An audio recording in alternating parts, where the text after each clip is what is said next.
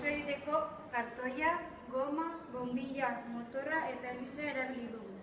Lehenengo haizeak ematen duen mugimendua elektrizitate bihurtuko dugu motorraren bitartez. Ondoren elektrizitate horrekin eta magnetismoarekin bombilla piztuko dugu.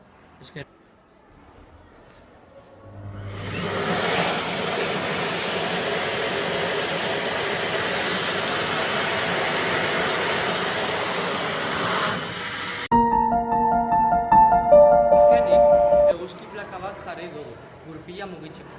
Eskerrik asko zuen arretagatik. Agur.